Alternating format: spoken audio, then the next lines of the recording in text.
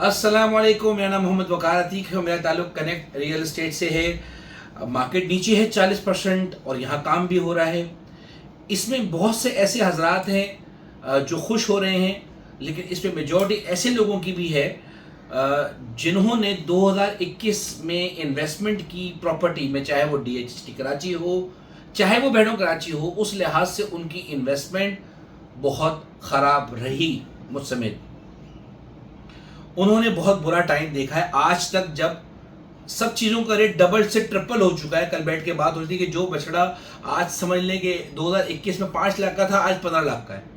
जो गाड़ी 20 लाख की थी, आज वो 40-45 लाख रुपए की है।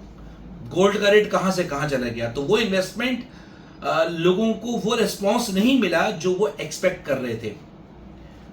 अब इसी को चलते हुए जब अगर हम बायर की बात करते हैं और ख़ास तौर पे एंड यूज़र की बात करते हैं, वो बहुत खुश होता है।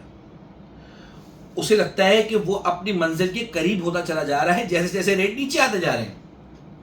इसी वजह से बहरिया टाउन कराची में बिल्डअप प्रॉपर्टी जो बहरिया टाउन कराची की तरफ से बनाई गई थी, सस्ती, चाहे उसकी जैसी ही क्वालिटी क्यों ना हो, चाहे जितनी भी कंप्लेंट्स आप कर लें, उसके बावजूद उसकी रिक्वायरमेंट है।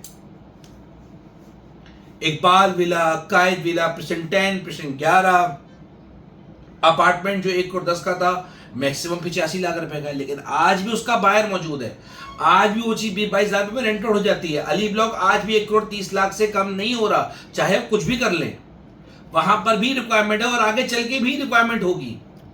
ये मैं लिख कर देने को तैयार हूं, क्योंकि ये एक दफा नहीं, मैं कई दफा कह चुका हूं कि बहरिया टाउन कराची और DHT कराची में जब आप कंपैरिजन करते हैं, जब आप कंफ्यूज होते हैं, तो उसमें ये बात जान लीजिए, समझ लीजिए कि बहरिया टाउन कराची रिहाइश की जगह है।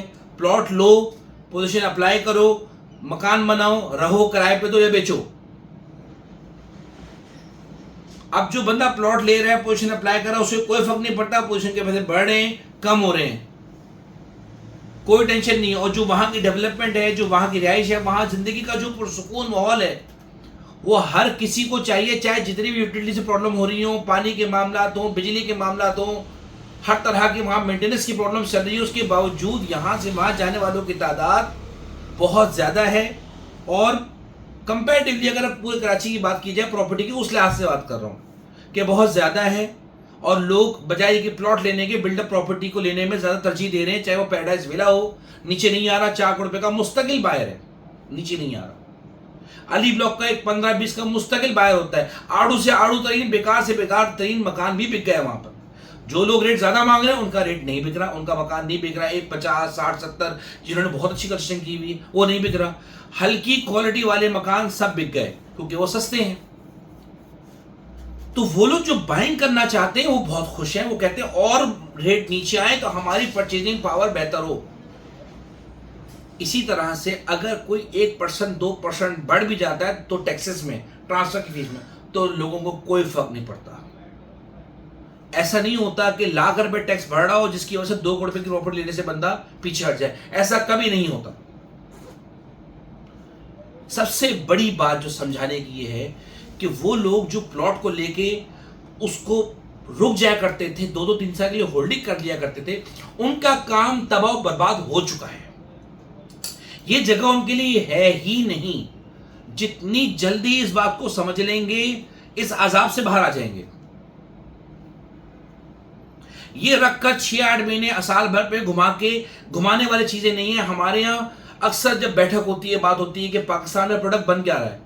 वो प्रोडक्ट बन इसी वजह से नहीं रहा कि हर बंदा प्रॉपर्टी के काम में लगा हुआ है। हर ब्यूरोक्रेट का, हर सियासी आदमी का, हर गवर्नमेंट ऑफिसर के बच्चे को, जिसको कोई काम नहीं आता, निकम्मा तरीन बच्चा है, उसको प्रॉपर्टी के लेन देन में लगा दिए। प्रॉपर्टी को बेचना एक सर्विस है, वो एक अलग चीज है। कंस्ट्रक्शन करना एक बिल्कुल डिफरेंट चीज है। प्लॉट को लेके अंडों पे बैठ जाना ये एक बिल्कुल ही मुख्तलिफ चीज है। ये काम तबाह बर्बाद हो चुका है। इसमें फिलहाल 2021 से अब तक कोई बेहतरी नहीं है। जितनी जल्दी हम इसको मान लेंगे उतना अच्छा, और ये हमारी सोसाइटी के लिए बेहतरीन है। अब आप आ जाएं DHT कराची की तरफ। DHT कराची 9 से लॉन्च हुआ, 2011-12 से या 13 से इसकी ट्रांसफर होना स्टार्ट हो चुके हैं, और फिर उसके बाद आज तकरीबन 74 किलोमीटर के करीब वो जगह वहां पे रोड्स का जाल बिछ चुका है। डेवलपमेंट हो चुकी है, 2 से 3 बार फ्लावर्स भी बन चुके हैं जो एक जगह से दूसरी जगह जाने वाले होते हैं, वो जब वहाँ जाएंगे आपको ज़्यादा हो जाएगा। यूनिवर्सिटी बन चुकी है, हॉस्पिटल बन चुका है, जो अच्छी बेहतरीन यूटिलिटीज़ हैं वो इन 10 सालों में जो प्रोवाइड की जा सकती थी वो हो चुकी है। अब आगे आने वाले वक्तों में हमें प्रॉब्लम क्या फेस करने को मिल रहा है, कराची बजाय फैलने के ऐसे ऊपर बढ़ा है, ग्राउंड प्लस 28, ग्राउंड प्लस 30। इस वजह से ये DHT कराची आबाद नहीं हो सका। और यहाँ सबसे बड़ा प्रॉब्लम ये था कि यहाँ पर जिस अलॉटी को भी प्लॉट मिला वो प्लॉटी कराची से बिलोंग नहीं करता था। जो अलॉटी बहेड़ों कराची में बिलोंग करता था उसने वहां जाके मकान बनाया, और खुद बहेड़ों कराची ने भी वहां मकान बनाया। इसी तरह के अगर मकानात जैसे फैल्कन हाउस में बने हुए, इसी तरह से मकानात अगर DHT कराची ने खुद वहां बनाए होते, ब्रिगेड हाउस बनाए होते, या किस्तों में भी मकानात दिए होते, एक प्रॉपर सोसाइटी बनी होती, और आज भी उसकी रिक्वायरमेंट है 3 से 4 साल की किस्तों में निकाल दें, टिकटों की तरह बिक जाएंगे। आज जो इंस्टॉलमेंट में प्लॉट बिके हैं, जो प्लॉट 70 लाख का 75 लाख का है, वो 1 करोड़ में बुक हुआ 3 साल की पेमेंट में, तो मकानात क्यों नहीं बिकेंगे? बिकेंगे। उसकी रिक्वायरमेंट मौजूद है। क्यों मौजूद है? कि आज भी ऐसे लाखों की तादाद में ओवरसीज मौजूद हैं जिन्हें मकानात चाहिए, जिन्हें अपने रहने के लिए एक वाहिद सबसे पहला प्लॉट कराची में चाहिए, चाहे वो जितने ही वहां पे कामयाब हो चुके हों। पाकिस्तान में एक मकान, एक प्लॉट हर किसी को चाहिए, और वो DHT कराची एक बेहतरीन सोसाइटी है।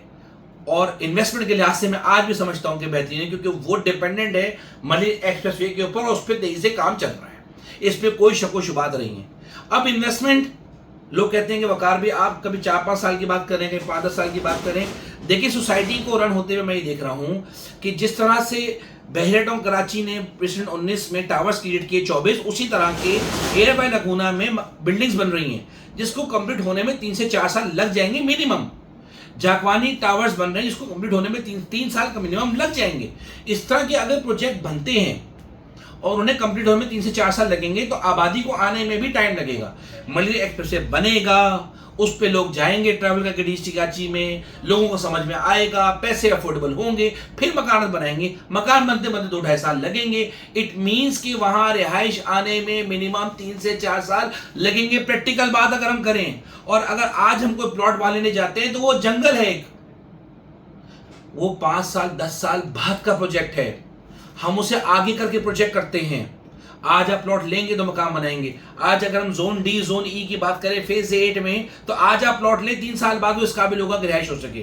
3 साल हो सकता है, 3 से 4 साल भी लग जाए। जोन D और E की बात कर रहा हूं मैं, जोन D, E, C, जहां 100 के करीब मकान बन रहे हैं। तो इस लिहाज से अगर बात की जाए तो इन्वेस्टमेंट 5-10 साल के लिहाज से DHT कराची, और अगर रिहाइश तो वो बहरिया टाउन कराची। जज़ाकल्लाह।